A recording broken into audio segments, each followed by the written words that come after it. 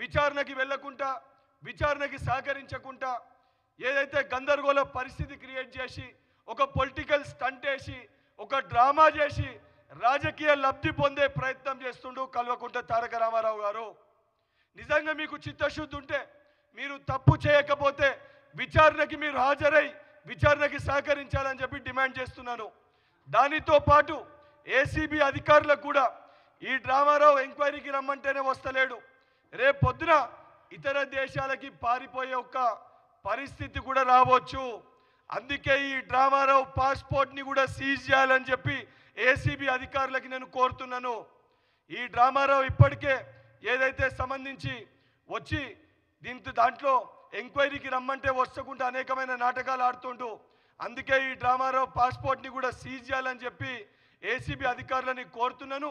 BRS party నాయకులకు కూడా ఏదైతే సంబంధించి ప్రజలు మిమ్మల్ని వారి సమస్యలపైన కొట్లాడనీకి బీఆర్ఎస్ పార్టీలో కూడా ఎమ్మెల్యేని ఎన్నుకోవడం జరిగింది.